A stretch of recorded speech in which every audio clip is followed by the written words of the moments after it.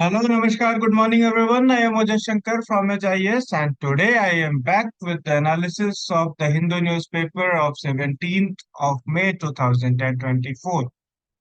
आज भी मैंने कुछ आर्टिकल्स को फाइंड आउट किया है जो हमारे लिए बहुत बहुत बहुत ही ज्यादा इम्पोर्टेंट है।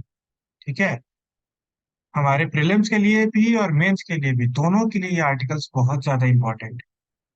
और जो पहला आर्टिकल है वो किसी पॉलिटिकल पार्टी के रजिस्ट्रेशन या डी रजिस्ट्रेशन को लेके, उसके रिकॉग्निशन या डी रिकॉग्निशन को लेके। और इसके अराउंड यूपीएससी के क्वेश्चन पूछने की चांसेस बहुत ज्यादा है, बहुत ज्यादा चांसेस। कैसे डिक्लेयर होती है नेशनल पार्टी, स्टेट पार्टी, ये सारी चीजें हम लोग देखेंगे। दूसरा, ये एक छोटा सा न्यूज है कि एयर पैसेंजर्स बढ़े हैं, इसका इफेक्ट क्या है, क्यों बढ़े हैं, इन सारी चीजों पे हम लोग और डिस्कशन करेंगे। और बस एक लास्ट आर्टिकल होगा हेल्थ। और ये काफी इंपॉर्टेंट आर्टिकल है क्योंकि high blood pressure, heart attacks और ये सारी चीजें जो भी बढ़ रही हैं, हेल्थ प्रॉब्लम्स, लाइफस्टाइल डिजीजेस, उन पे ये डिस्कशन है। पर बस आज का डिस्कशन इतना ही होगा, वो ज्यादा टाइम नहीं लेते, हम लोग शुरू करते हैं। एक दो और आर्टिकल्स थे आज के न्यूज़पेपर, जैसे वो use of AI in medicine में किया, बट मैंने जानबूझ के उस आर्टिकल को नहीं, क्यों नहीं लिया है, क्योंकि हमारे एग्जाम में उतना डिटेल पूछेगा ही नहीं। यूपीएससी उतने डिटेल्स में, उतना टेक्निकल होकर कभी भी क्वेश्चन नहीं पूछता है, इसलिए हमने उसके बारे में डिस्कशन नहीं किया। दूसरा, स्लोवाकिया के प्रेसिडेंट का डिस्कशन हमने कल कर ही लिया था। तो आज जो नए आर्टिकल्स है जो हमारे लिए इम्पोर्टेंट है, मैंने उसको पिकअप किया। ठीक है, तो यह आर्टिकल जो है ये कहता है कि क्या इलेक्शन कमीशन ऑफ इंडिया, अब सबसे पहला सवाल, election commission of India ECI, it is a constitutional body. ये कॉन्स्टिट्यूशनल बॉडी है। कॉन्स्टिट्यूशनल बॉडी क्या होती है? जिसको पावर, जिसको अथॉरिटी कॉन्स्टिट्यूशन के द्वारा मिलती है, जिसका मेंशन कॉन्स्टिट्यूशन में होता है, वो एक कॉन्स्टिट्यूशनल बॉडी। तो ऑब्वियस है कि अगर कोई कॉन्स्टिट्यूशनल बॉडी है तो वो किसी ना किसी आर्टिकल में मेंशन्ड होगी। अब आप लोग मुझे ये कमेंट्स में बताएंगे कि ईसीआई किस आर्टिकल में है, which article of the Indian constitution deals with election commission of India. ये आप लोग कमेंट सेक्शन में बताएंगे। इसमें, इस आर्टिकल में यही लिखा हुआ है कि इलेक्शन कमीशन ऑफ इंडिया जो, वो मॉडल कोड ऑफ कंडक्ट को कैसे फॉलो करा सकती है किसी स्टार कैंपेनर के बाद। सबसे पहली चीज, ये मॉडल कोड ऑफ कंडक्ट होता क्या है? हिंदी में अगर ये मॉडल कोड ऑफ कंडक्ट को बोले तो उसको आचार संहिता कहते हैं। ये जो मॉडल कोड ऑफ कंडक्ट है, ये कोई भी इलेक्शन हो, चाहे वो स्टेट इलेक्शंस हो, असेंबली इलेक्शंस हो, या फिर लोकसभा इलेक्शंस, उस समय ये लागू होता है। और ये क्यों लागू होता है? क्योंकि उस समय बहुत सारे लोग अपने वोटर्स को, अपने वोटर बेस को रिझाने के लिए, अपने तरफ अट्रैक्ट करने के लिए अलग अलग टेक्निक्स का इस्तेमाल करते हैं। और उन टेक्निक्स में कुछ ऐसी टेक्निक्स हो सकती है ना जो किसी दूसरे ग्रुप को या दूसरे पॉपुलेशन को, दूसरे ग्रुप ऑफ पॉपुलेशन को हर्ट करे, उनके रिलीजियस सेंटिमेंट्स को, उनके कास्ट के सेंटिमेंट्स को, या उनके कल्चरल सेंटिमेंट्स को हर्ट करे। इसलिए एक मॉडल कोड ऑफ कंडक्ट बनाया गया है कि इस स्पीच में आप एक इसी तरीके से बिहेव कर सकते हैं, भाषण में आप कुछ चीजों को नहीं बोल सकते। उसी के पे है कि कैसे इलेक्शन कमीशन करवा सकते हैं। क्या उसके पास पावर है कि वो स्टार कैंपेनर्स को रोक दे? क्या उसके पास पावर है कि वो पॉलिटिकल पार्टी को डी रजिस्टर कर दे? इसी बारे में हम लोग देखेंगे। तो सबसे पहली चीज और सबसे इम्पोर्टेंट चीज जो हमारे लिए जाननी बहुत ज्यादा जरूरी है, जो भी पॉलिटिकल पार्टीज है, उनका जो रिकॉग्निशन होता है, वो रिप्रेजेंटेशन ऑफ पीपल्स एक्ट 1951 के अंडर में होता है। RPA 1951 deals with the registration of political parties. Okay, section 29A of representation of people's act जो है वो डील करता है रजिस्ट्रेशन ऑफ पॉलिटिकल पार्टी। ये याद रखने की जरूरत। और रजिस्ट्रेशन कराता कौन है पॉलिटिकल पार्टीज का? रजिस्ट्रेशन करता है इलेक्शन कमीशन ऑफ इंडिया। और कैसे करता है? अब किसी भी इंडिविजुअल को अगर कोई पॉलिटिकल पार्टी एस्टेब्लिश करनी है, तो उसके रजिस्ट्रेशन के लिए उसको अपना मेमोरेंडम या अपना कॉन्स्टिट्यूशन एक बनाना पड़ेगा कि ये हमारी पार्टी रहेगी। For example X Y Z party है, ठीक है। अब ये एक्स वाई जेड पार्टी का एक कॉन्स्टिट्यूशन बनेगा, ठीक है, या उसका एक मेमोरेंडम बनेगा। इसमें the all the rules will be written here, all the procedures will be written here. President का इलेक्शन पार्टी में कैसे होगा, लोग कैसे अपॉइंट होंगे, एक आदमी कितने पोस्ट को रख सकता है, ये सारी चीजें इसमें लिखी जाएंगी। पार्टी के इंटरनल पॉलिटिक्स के बारे में लिखा जाएगा, पार्टी के इंटरनल डेमोक्रेसी के बारे में इसमें लिखा, ठीक है। ये जब हो जाएगा, इसको सबमिट किया जाएगा इलेक्शन कमीशन ऑफ इंडिया के पास, और इलेक्शन कमीशन ऑफ इंडिया के पास पावर कहाँ से आती है? रिप्रेजेंटेशन ऑफ पीपल्स एक्ट 1951 के द्वारा। वो लोग इसको चेक करेंगे कि ये जो कॉन्स्टिट्यूशन में इन लोगों ने लिखा है, क्या ये चीज अबाइड कर रही है, कॉन्स्टिट्यूशन ऑफ इंडिया को प्रॉपरली फॉलो कर रही है? Is it showing true faith and allegiance in the constitution of India? If yes, then the next procedure will take place.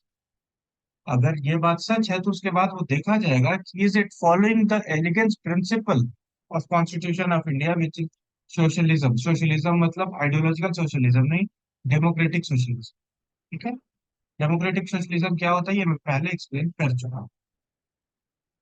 Socialism क्या है? सेकुलरिज्म को फॉलो करती है कि नहीं, डेमोक्रेसी पे मानती है कि नहीं, इंडिया के सोवरेनिटी, यूनिटी, इंटीग्रिटी पे उसको यकीन है कि नहीं। ऐसा तो नहीं है कि वो भारत को तोड़ने की बात कर रहे हैं, ऐसा तो नहीं है कि वो लोग कुछ ऐसी हरकत करें पार्टी में इंडल्ज होके जिसके चलते इंडिया की सॉवरेनिटी को, इंडिया की यूनिटी को खतरा हो। इस चीज को देखना हो। और अगर इन सारे पैरामीटर्स पे कोई भी पार्टी खरी उतरती है, दिखाती है कि नहीं हम लोग कर रहे हैं फॉलो रूल्स, तो उन लोगों को पॉलिटिकल पार्टी के तौर पे रिकॉग्नाइज कर लिया जाता है। And when they get recognise they get several legal benefits. And what are those benefits? Those benefits are tax exemption. वो टैक्स एग्जम्पशन मिलता है, एक कॉमन सिंबल मिलता है पूरे हर जगह पे, लोकसभा या जनरल असेंबली इलेक्शंस के लिए। जैसे आप देखेंगे कि बीजेपी जो है वो कमल छाप पे लड़ती है, कांग्रेस जो है वो हाथ का पंजे के निशान है उनका, और भी अलग अलग पार्टीज का अलग अलग निशान है। ये क्यों है? क्योंकि इन लोगों जो है वो रजिस्टर्ड पार्टी, और रजिस्टर्ड हो जाने के बाद 20 स्टार कैंपेनर्स होते हैं। अब ये स्टार कैंपेनर्स क्या होते हैं? ये जो स्टार कैंपेनर्स होते हैं वो किसी भी पार्टी के ऐसे कैंपेनर्स होते हैं, ऐसे लोग होते हैं जो उस पार्टी का प्रचार प्रसार जब करने जाते हैं तो उनका जो भी खर्चा होता है, वो खर्चा कैंडिडेट के खर्चे से अलग होता है, वो कैंडिडेट के खर्चे में नहीं होता। तो पार्टी के पास थोड़ा एक्स्ट्रा खर्चा लीगली करने का ब्रैकेट मिल जाता है। ओके। अभी के टाइम पे भारत में 2790, 2790 एक्टिव रजिस्टर्ड पॉलिटिकल पार्टीज हैं, ठीक है। And registered party is referred as registered unrecognised political party. कोई भी जो रजिस्टर्ड पार्टी है उसको रजिस्टर्ड अनरिकॉग्नाइज्ड पॉलिटिकल पार्टी के तौर पे माना जाता है। उसी में से कुछ पार्टी नेशनल पार्टी होती है, कुछ पार्टी स्टेट पार्टीज होती है, ठीक है। अब ये नेशनल पार्टी और स्टेट पार्टी क्या होती है और ये कैसे डिफाइन होता है? तो ये डिफाइन होता है इलेक्शन सिंबल्स, ये जो है election symbols reservation and allotment order 1968 जो इलेक्शन कमीशन ऑफ इंडिया देता है, इसी के थ्रू ये डिफाइन होता है कि कौन सी पार्टी स्टेट पार्टी होगी, कौन सी पार्टी नेशनल पार्टी होगी।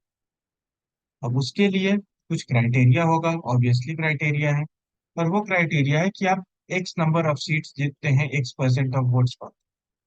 वो एक्स नंबर क्या है ये हम लोग यहाँ, नेशनल पार्टी के लिए अगर आपको नेशनल पार्टी बनना है तो इलेक्शन कमीशन ऑफ इंडिया के गाइडलाइंस के थ्रू आपको रिकॉग्नाइज्ड पार्टी होना होगा 4 या उससे ज्यादा स्टेट, 4+ स्टेट्स, ठीक है। दूसरा, आपको 6% वैलिड वोट्स लाना होगा 4 स्टेट्स में, लोकसभा में और असेंबली इलेक्शन किसी एक। या फिर आपके 4 मेंबर ऑफ पार्लियामेंट होने चाहिए, अलग अलग स्टेट से हो सकते हैं, एक स्टेट से तो नहीं, अलग अलग स्टेट से हो सकते हैं वो लोकसभा पोल्स में।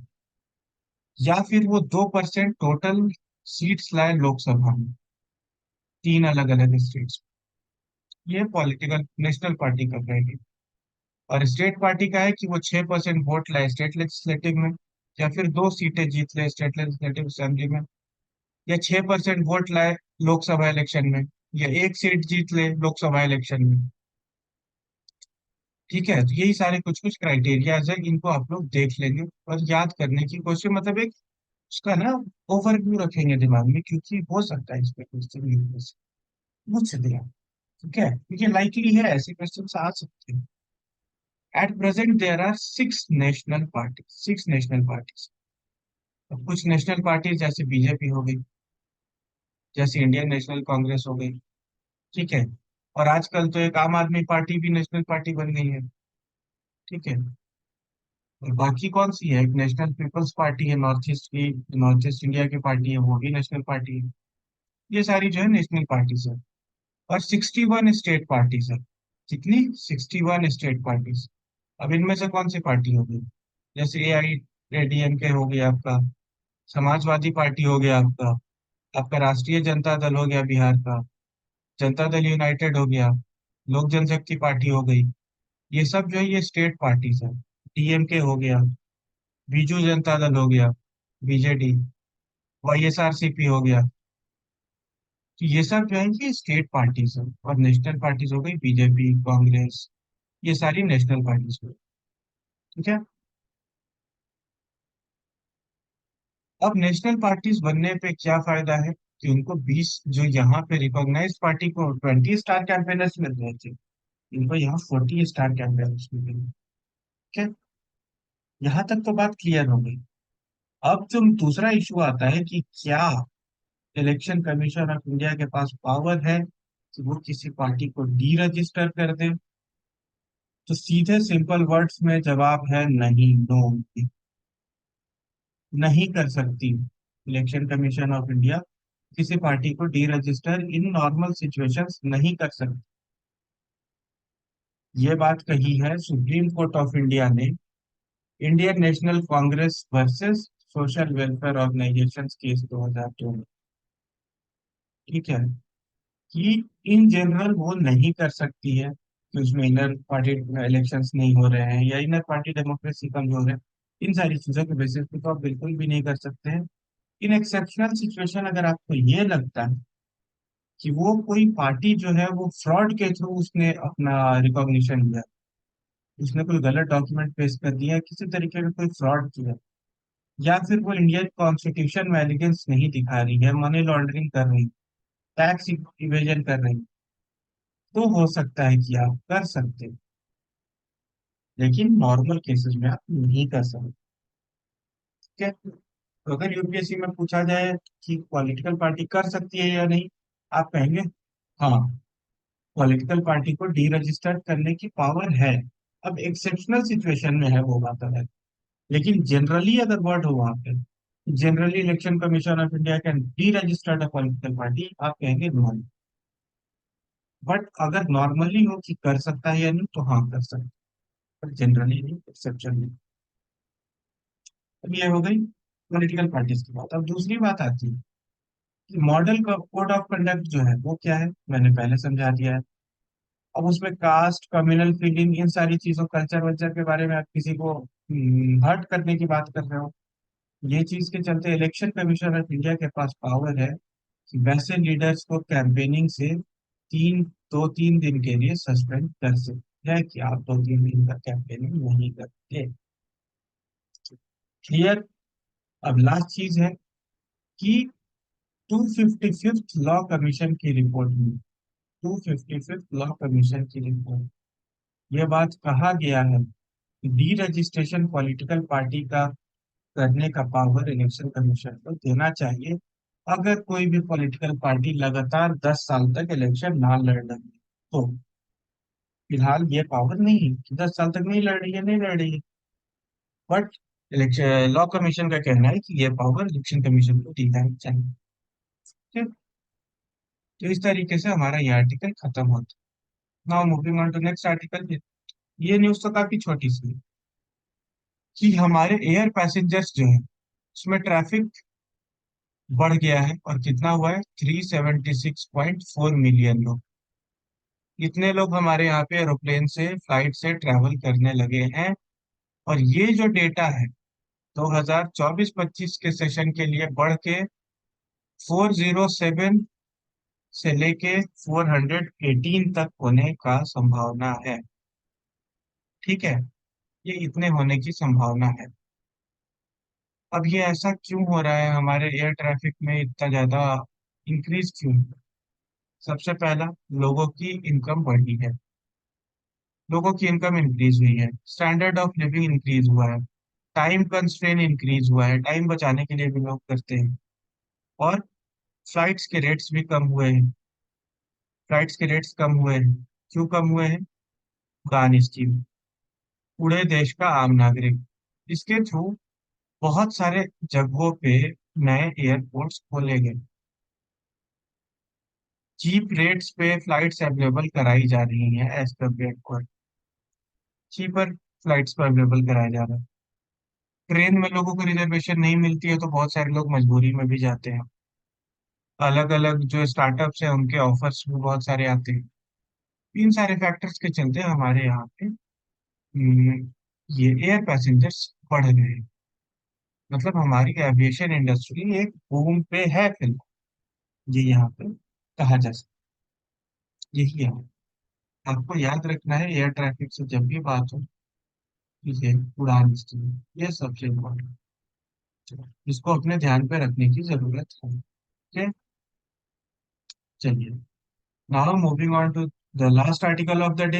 ये है, कितना बढ़िया शानदार मतलब हेडिंग है, health advice to take with no pinch of salt. ऐसी हेल्थ एडवाइस जो आपको लेनी है बिना पिंच ऑफ सॉल्ट। अब अभी आपको इसकी मीनिंग क्लियर नहीं होगी, लेकिन जब ये आर्टिकल हम लोग फिनिश करेंगे ना, तब आपको समझ में आएगा कि ये आर्टिकल का हेडिंग कैसे रिलेटेड। अब आज के डेट में हम लोगों को पता है कि हाइपरटेंशन और ब्लड प्रेशर, ये दो ऐसी बीमारियां हो चुकी हैं जो नॉर्मलाइज हो गई हैं।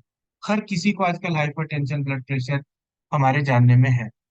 हमारे जानने में कोई ऐसा नहीं होगा जिसके जानने में कोई लोग ना हो जिनको हाइपरटेंशन, ब्लड प्रेशर नहीं।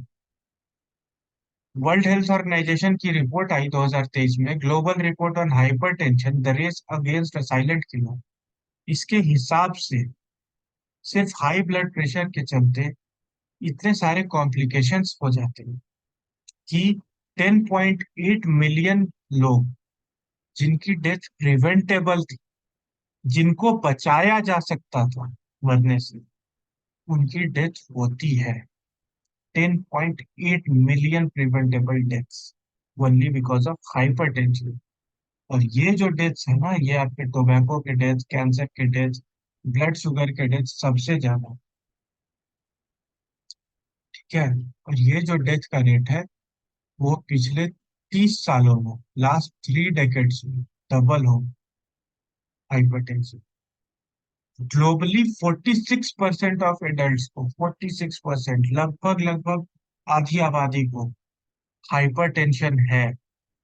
और उनको पता भी नहीं है कि उनको हाई बीपी की बीमारी, जिसको हम लोग नॉर्मली में हाई बीपी कहते हैं, वही हाइपरटेंशन। और हम लोगों को पता भी नहीं है, लोगों को जानकारी भी नहीं है इस बात की।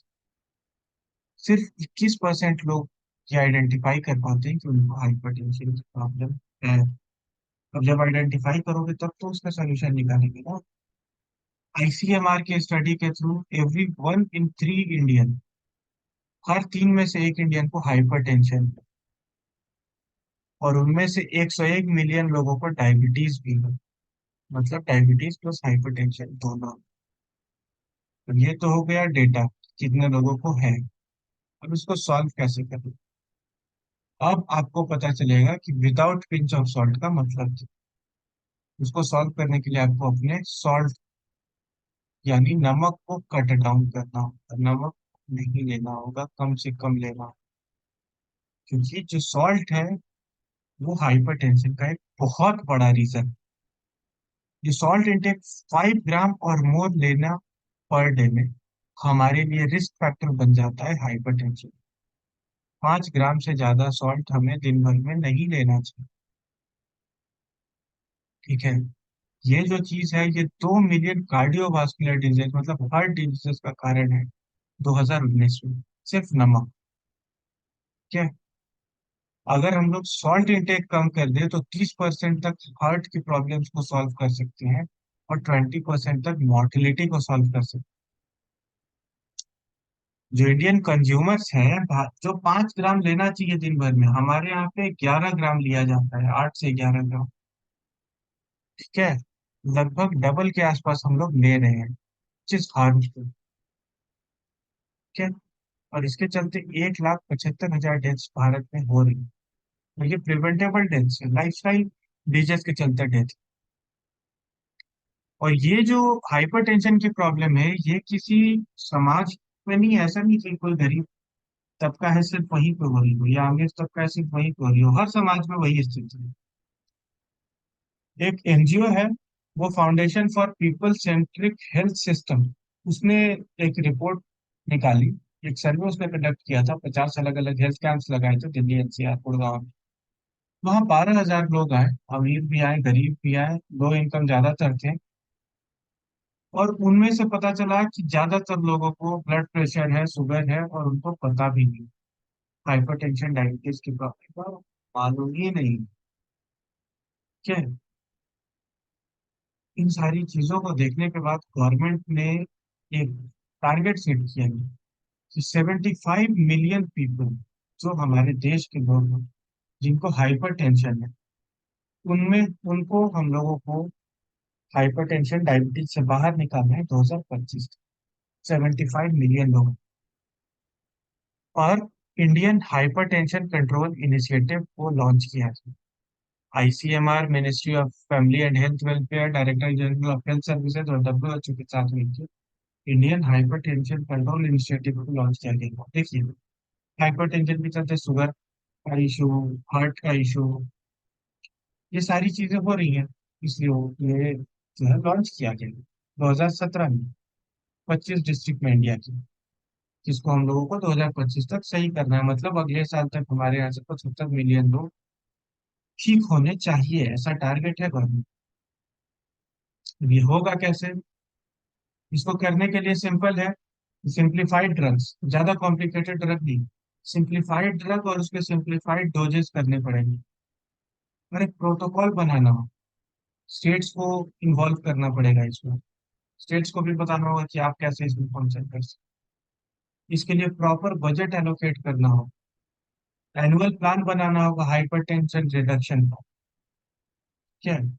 और एवरी 30 डेज पे, हर 30 दिन पे पेशेंट्स का चेकअप करना होगा।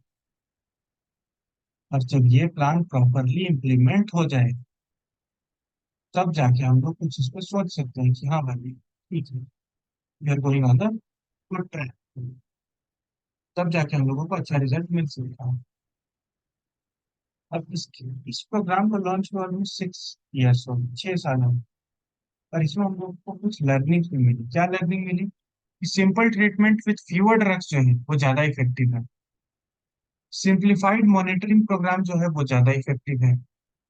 2022 में ये जो हमारा इंडियन हाइपरटेंशन वाला प्रोग्राम जो लॉन्च हुआ, इसको 2022 में UN inter agency task force और यूएन स्पेशल प्रोग्राम का अवार्ड भी मिला, प्राइमरी हेल्थ केयर। और आज के डेट में ये 140 प्लस डिस्ट्रिक्ट में है भारत। और 76 मिलियन लोगों को जो है, 76 मिलियन लोगों को डेथ को अवॉइड किया जा सकता है या किया गया है, अगर इस स्कीम को वर्ल्ड वाइड हम लोग इम्प्लीमेंट करवा पाए। मतलब ये इंडिया का केस स्टडी है कि हमने बहुत अच्छे से काम किया। और क्या है कि हमें 50% हाइपर, अब हमने अपना टारगेट इंक्रीज कर दिया है कि जो भी हाइपरटेंशन की बीमारी है, उसको 50% तक रिड्यूस करना है, आधा कर देना है। कब तक? 2050। उसके लिए national health policy, global target, ये सारी यूनिवर्सल हेल्थ कवरेज, इन सबको लाया गया है। पीएम जय सब जो है ना, जन आरोग्य योजना, इन सब के अंदर में भी चीजें की जाएंगी। अब करेंगे कैसे? सबसे पहले अवेयरनेस फैलाना पड़ेगा। हाई ब्लड प्रेशर के बारे में लोगों को बताना होगा कि ये हाई ब्लड प्रेशर होता क्या है, इसका वास्कुलर सिस्टम पे, हार्ट पे, किडनी पे, ब्रेन पे, आइज पे असर क्या पड़ता है, और इसका एविडेंस बढ़ा के लोगों को ऐसा एविडेंस पेश करना होगा लोगों के सामने जिस एविडेंस को लोग समझें। अब देखिए, किसी को अगर हाई ब्लड प्रेशर, ठीक है, वो पर्सन का हार्ट रिस्क ऐसे ही बढ़ जाता है, उसका किडनी उसके चलते अफेक्टेड हो जा रहा है। अब उसके सिर में दर्द या उसका ब्रेन रिलेटेड प्रॉब्लम भी उसको अगर फेस करना पड़ रहा है, उसकी आंखों में प्रॉब्लम आ जा रही है, तो यार लंग्स के अलावा शरीर में बचा ही क्या। लंग्स को हटा दें तो फिर बचा ही क्या। और वो भी लंग्स डायरेक्टली इनडायरेक्टली अफेक्टेड होगा ही। हार्ट पे इशू आएगा तो लंग्स पे इशू आएगा। तो सोचो ये ब्लड प्रेशर कितना ज्यादा घातक है, जिसको हम लोग आज एक नॉर्मल चीज मान के चल, कितना ज्यादा घातक है। इसके बारे में लोगों को समझाना होगा, बताना होगा कि लोग अपना ख्याल कैसे रख सकते हैं, क्रोनिक डिजीजेज से कैसे बच सकते हैं, किडनी के, डायबिटीज से, इनसे कैसे बच सकते हैं। डेटा बैंक तैयार करना होगा रिस्क फैक्टर्स का, लोगों का, और जो भी लोग 65 एबव है उन लोगों का स्पेशली अलग से। उन लोगों को किडनी प्रॉब्लम है, हार्ट प्रॉब्लम है, क्या है, इन सारी चीजों को देखना होगा। अब यहाँ पे एक और बहुत इंपॉर्टेंट बात है। वो इम्पोर्टेंट बात ये है, ये जो बीमारी है हाइपरटेंशन, ये दो तरीके की। एक है कि नॉन मॉडिफाइबल है, जिसको मॉडिफाई करना बहुत मुश्किल है। वो है आपके जेनेटिक्स में अगर ब्लड प्रेशर है तो, मतलब पेरेंट्स को, ग्रैंड पेरेंट्स को अगर है तो आपको होने के चांसेस ज्यादा होंगे। एल्डरली पॉपुलेशन को होने के चांसेस ज्यादा होंगे। और दूसरा मॉडिफाइबल है कि मतलब अगर किसी के लाइफस्टाइल के चलते वो चीज हुई है, मतलब अनहेल्दी खाना खाने से, एक्सरसाइज ना करने से, फिजिकल एक्टिविटी कम करने से अगर हो रही है, तो वो जो है मॉडिफाइबल है, उसको चेंज किया जा सकता है आसानी से। नॉन मॉडिफाइबल में आपको उसके लिए ज्यादा मेहनत करनी पड़ेगी। ये चीज यहाँ पे कहा गया है। और हमें अपना सॉल्ट का तो इंटेक घटाना ही पड़ेगा। उसके लिए अलग अलग इसके मतलब स्कीम स्ट्रेटेजीज लाई गई। जैसे shake the salt habit, WHO का है, WHO की हार्ट स्ट्रेटेजी के अंडर में शेक द सॉल्ट हैबिट आया। भाई किसी तरह से नमक का कंजम्पशन कम किया जाए। प्रॉपर सर्वेलियंस, फूड का, मील का, खाने का नॉलेज लोगों में, एजुकेशन लोगों में, कम्युनिकेशन, डॉक्टर्स की ट्रेनिंग, इन सारी चीजों को हमें करना होगा। और मल्टी सेक्टोरल एक्शन लेना होगा। क्योंकि देखिए, सिर्फ यहाँ पे काम करने से नहीं होगा, आपको फूड सेक्टर पे भी काम करना होगा। क्योंकि देखो, हम लोग अपने खाने में तो कम नमक डाल सकते हैं, लेकिन अब आपने एक पैकेट चिप्स खा लिया, ठीक है, जैसे आप एक पैकेट चिप्स खाते हो तो वहां पे उसमें भी तो नमक है। आपने अचार खाया, उसमें भी तो नमक है, ब्रेड में नमक है, पापड़ में नमक है। ये सारा नमक मिलकर तो आपके बॉडी में ही जा रहा है। इन सब को भी देखना पड़ेगा। और ये कैसे देख पाएंगे हम लोग? Stronger enforcement of food regulation. Food regulation का स्ट्रॉन्गर इन्फोर्समेंट करना पड़ेगा। मतलब अब जैसे हमारे घर के आसपास आप देखोगे तो छोटे छोटे समोसे की रेडियां लगाते हैं लोग, बेच रहे हैं वहां पे। अब उनका तो कोई फूड इन्फेक्शन इन्फेक्शन हो नहीं रहा है ना, कि वो कैसे खाना बना रहे हैं, क्या हेल्थ स्टैंडर्ड्स को फॉलो कर रहे हैं, नहीं कर रहे हैं। इसलिए वो देखना भी जरूरी है।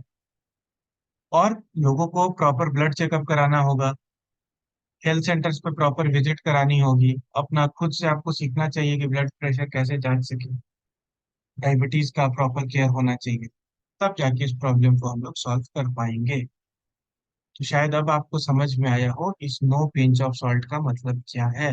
That we have to reduce our salt intake. Okay, तो that's it for the today session. I hope आपको सेशन अच्छा लगा हो। अगर अच्छा लगा है तो फीडबैक कमेंट में दे सकते हैं। कोई और सजेशन देना है तो वो भी आप कमेंट सेक्शन में दे सकते हैं। कल फिर इसी टाइम पे आपके साथ मैं 18th मई के न्यूज़पेपर को लेके मिलूंगा। तब तक के लिए have a great day. Signing out, Ojas Shankar.